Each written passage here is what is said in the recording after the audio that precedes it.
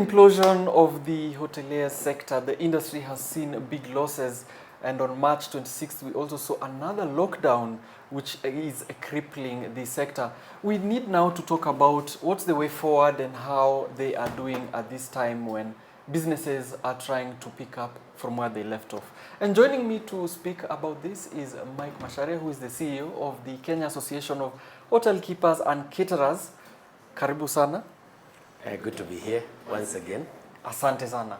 And my name is Allan, Aoko, taking you through this interview. Do enjoy and of course comment on our social media platforms at KBC Channel 1 where you'd like to know which areas we can talk about also in the future. And so just getting into the conversation, the locked zones, how have the businesses there been affected? From your clients, of course. Aoko, the zone that you're talking about takes about 20% of the Kenyan population and probably contributes around 80% of the GDP. So it's a very important zone. The thing is, in tourism, when you lock down one area, it affects places that are also outside that zone. A good example is we are just coming from the Easter holiday. And you realize that since people could not move from this zone to a place like Mombasa or Diani or Kilifi or even Mount Kenya region and even the western side, you'll find that the numbers there were very, very low. I was looking at the coast numbers over the Easter weekend, and there is no hotel that did more than 8% occupancy. 0.8. That's a disaster in our industry. So it's not just about the zone itself, it's whether you're able to move people from outside this zone into the places that domestic tourists favor. And you know, with the exception, within that zone, the only two places that would probably benefit from domestic tourists is Naivasha, which is part of Nakuru County, and probably a bit of Kajiado County, because we have Amboseli, we have the likes of Kitengela and so on within that zone. The rest of the places, we don't see too much domestic tourism getting into Kiambu County and so on and so forth. So it's been a very, very tough time. But we are talking to government. We are trying to find ways of mitigating the effects of COVID-19. We know, we understand. It's a delicate balance. We had already said it right from the outset last year, that it's a delicate balance between health and the economy. And we know that. But we also played our part with the protocols that we put together last year. You remember we were talking with you, I think, on the program, and I was saying we had created what is known as a safe zone, where you have a safe airport, safe railway station, safe transport, and safe hotels. So we were calling it a virtual safe zone. And as industry, we invested a lot of money to create that zone. So we would have thought that even as a new spike was coming up, the protocols that we had put in place would have been taken into consideration. Mm-hmm. Speaking of mitigation measures, of course, we've seen also some stakeholders lobbying the government and asking why not give the businesses, the ones that are affected in these zones, some kind of relief. But then on the other side of the government, it came out that there may be a challenge because you can't just give relief to one zone and leave the rest of the country without relief. What do you think about that kind of a setup? Would you advocate for such kind of a relief? People need to understand, first of all, that that government stimulus packages would be targeted either to an industry or to a population. It's very difficult for government to give a stimulus package for this zone and then leave out Kisimu, for example, which, as I had said earlier, is affected by the lack of business from this zone. So you see, it's very, very difficult What we would like government to do, if looking at stimulus, is that this lockdown of this zone actually puts us in the position we were in last year. It's exact same position because you cannot move in and out of Nairobi. And most of the tourism activities originate from Nairobi because that's where the main international airport is.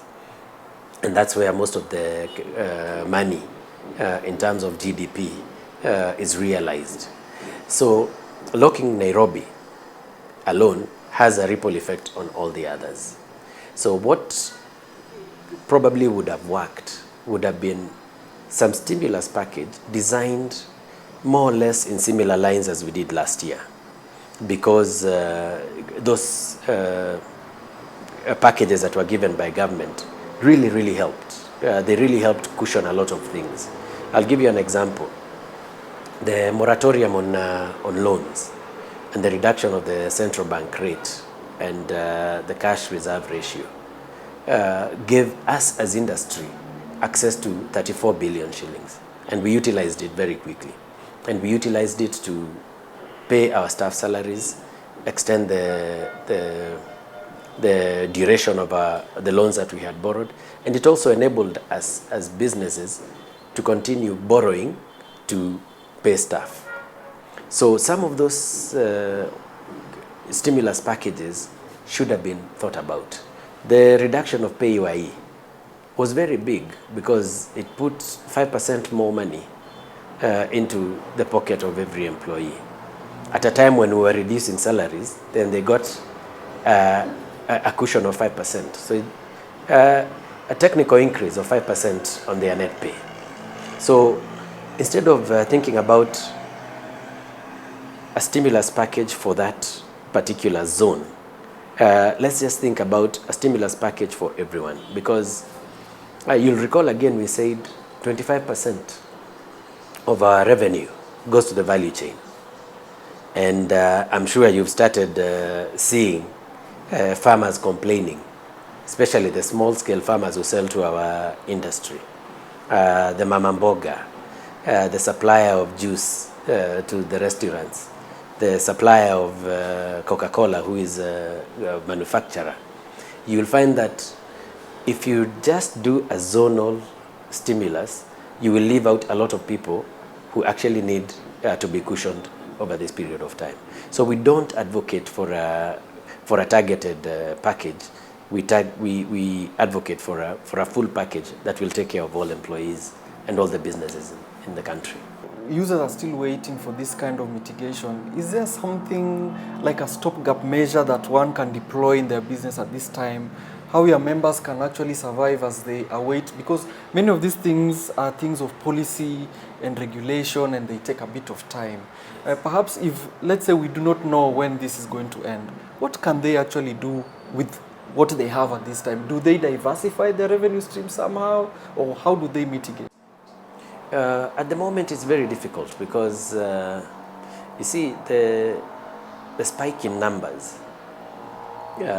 How do you react to a spike in COVID numbers? You react by reducing activities. You react by urging people to limit their movements. And tourism is a business that is very much about movement, from one place to the other. Whether it's from your home to the restaurant, whether it's from your home to a holiday destination, whether you're going on business, it's all about movement. So what we are hoping for is that we would get a sort of a roadmap from government that tells us should these numbers come down to a certain extent, then we will be able to reopen certain parts of your business with protocols. We would have expected government to allow us to continue operating, even the restaurants, for example, and the hotels, probably limit the sale of alcohol, for example. Yeah, but if you're going to continue selling food, but observe the protocols. So we are hoping that the open-ended announcement by His Excellency will be reviewed. When he was inspecting development projects the other day, he seemed to imply a 30-day period. I remember him saying that let's see what happens within these 30 days. That would give you at least some predictability, and you would know that the clients that are waiting, because again, tourism is a game of planning. So if somebody is coming from Switzerland, for example, they'll have planned way in advance. They book their flights, they book their accommodation, and they know they are coming. So if you say we review after 30 days or before the migration in June or July, then people can plan themselves. And once they plan themselves, what we do is we speak to our customers and tell them, pay us some deposits. Then once we have these deposits, the deposits then can be utilized to clear your bills. Say you have power bills, you have water bills, you have salaries, you have suppliers to pay. So as long as we have a roadmap, we could always go back to our customers and tell them, pay us some bit as you wait to come, and then we can utilize that as cash flow. The other thing that maybe we would want to do is pick up the conversation we had last year with the central bank and see whether we can have an extension of the loan moratorium so that we can be able to extend our credit lines, and also speak to Treasury and see whether they can be able to bring in some of those stimulus packages that they brought in last year. We've seen other hoteliers in other countries, even more things like vaccine passports for visitors. Is that something you'd even look into to allow some kind of vaccine passports, that this one is clean, they've been vaccinated, they are welcome? We are working as private sector to have what is known as a COVID monitoring mobile app, because everybody has a mobile app. You might not be having opportunities to have that passport in remote places like Turkana, for example, but you may be having a mobile phone. So if you have an app that has what you call a vaccine certificate that is verifiable, the same way we are doing with a PCR test, we have a digital scanned code that you can put on your phone and you can use it anywhere. So we are trying to develop that with some of our partners in Germany through GIZ. We had suggested to government that hospitality workers should be part of the essential workforce that would be vaccinated under phase 1 of the vaccination program.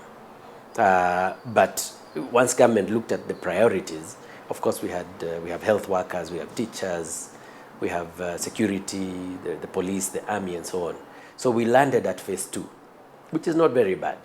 But we still have an opportunity to come into phase 1 because the vaccine, as you know, has had a bit of challenges in terms of uptake. Initially, before we dropped the age from 60 to 58, the uptake was very slow. And what we were telling to government is that why don't we vaccinate the ones who are willing to be vaccinated? And in our industry, a lot of people are willing to be vaccinated. Use us as leaders in the industry and in the private sector to show that we are not scared of the vaccine. If you brought somebody here to vaccinate me now, I'd happily take it, even though I'm not yet in that bracket. I would happily take it so that we can create confidence in the vaccine. Once you create confidence in the vaccine, create confidence in the people, roll it out together with the protocols, you'll start seeing the curve go down. Because the last time we brought down the curve by just protocols, lockdown and protocols, and we reopened. And even when we reopened, we still had a second peak, I think around November, that still came down without the intervention of a vaccine. Now we have a vaccine.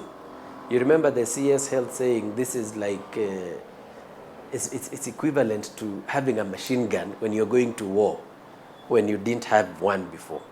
So it's a very, very important thing that we should look at rolling out. And hopefully government can give us an ear and accept that hospitality workers and tourism workers should be brought into phase 1 and we roll it out. Okay. As we still circumnavigate around digital disruptions and digital applications, let's talk a bit about some disruptors in your sector. Let's talk about Airbnb. Of course, for the viewers that do not know what Airbnb is, it's a mobile-based application where you can actually pre-book living space for a period of time for one or more people online, and then when you get there, it's a fully furnished house, or you can actually customize where you stay from your home a click away. How has this kind of disruption, shaken? Aoko, it's not a real disruption. Let me give you an example of taxis. Taxis existed way before Uber. In fact, in Kenya we had one innovative gentleman who started a taxi company known as Dial-A-Cab. I don't know whether you remember that. It was in the mid to late 90s. And Dial-A-Cab was just Uber. You were using your phone, you were being picked up by a driver who is designated and known, and it was safe. So the only thing that changed is that instead of now picking a phone like this and dialing, then you would put it on the app. The issue of homestays and private villas has always been there around the world. Think about 2003. Time magazine ran a very big article known as a virtual tourist, where I would connect with you in another country and I would come and stay at your home, and then I would pay a bit of the running cost of that home and then leave within a short time. So what has happened is that Airbnb as an app has simply taken over a function that was already existing. Now, the bigger question has always been, how do you regulate? Because the tourism business operates on very strict standards. How do you regulate that you're getting the right standard of room? How do you regulate that you're getting the right standard of security where you're staying? And how do you ensure that the people in this business are paying taxes like everybody else? Those are the questions that were being asked. And these are the questions that the regulator has been able to answer, so that now the owners of these apps and everything can be brought on into the tax bracket and can also contribute to the development of the country, just like everybody else. Now, what it has done is that it has taken a bit of share of your mainstream hotels facilities. It has taken a bit of a share of that. But on the flip side, it has also created demand in a space where none existed. So if I wanted to visit Nanyuki, for example, in the old days, and the only available hotel was a 5-star hotel, charging me 10 to 12,000 shillings a night, and I have a family of 5, so I have 3 rooms paying 15,000, I would get discouraged. What about a kind of a hybrid kind of a system where you find some of these homestays, are they allowed? Is it possible for them to join your organization? Because we've also seen some of your members offering hybrid services where they have the mainstream offering and then they have a little on the side, some kind of homestay kind of thing. Is it possible to coexist in that manner? I think 4 or 5 years ago, Hilton International started an Airbnb unit, in certain markets, particularly the Asian markets where the uptake of Airbnb was very high. If you go to a place like Australia and Tasmania, for example, the tourism that is usually regarded as the lower end tourism, the backpackers and so on, is a $1 billion industry. It has actually boosted the economy of Tasmania It's worth about 150 to 200 billion Australian dollars.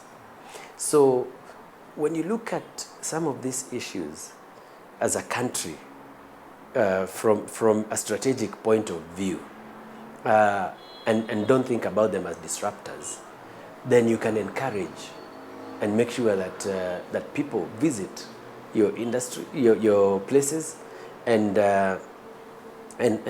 they spend on the local economy. I'll give you an example.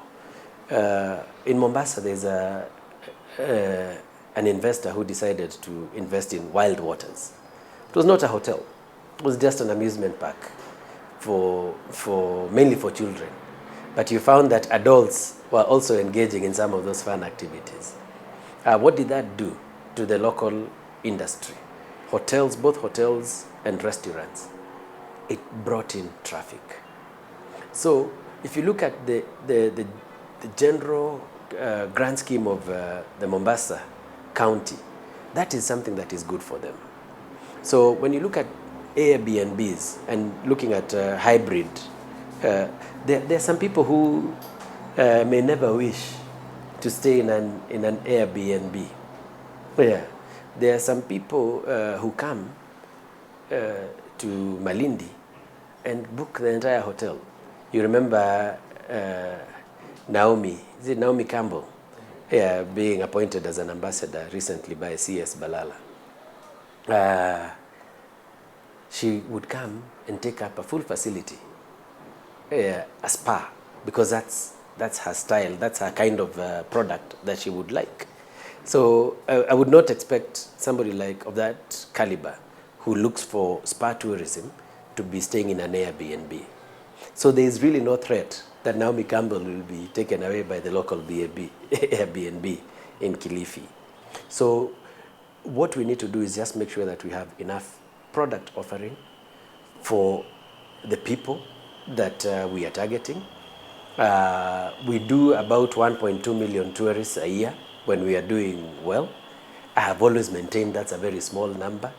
We have the potential to go to about 3 to 4 million of those mainstream tourists, and probably attract the other end through Airbnb and hit another 2 to 3 million. So for the country, that's 6 million tourists, 6 million people who are spending. They are eating the same meat that is being eaten in a 5-star hotel because it comes from the local agricultural sector. Well, thank you very much, Mr. Mike Macharia. Of course, as you said earlier, there is no simple trade-off between the economy and health matters. But of course, the takeaway from this is that we can still also leverage on technology to, advance some continuity in our businesses. Of course, if you like this topic, come and converse with us still at KBC Channel 1 on all our social media platforms. We have been speaking with Mike Macharia, who is the CEO of Kenya Association of Hotel Keepers and Caterers. And my name is Allan Aoko. Whatever you do, keep it safe. Good night.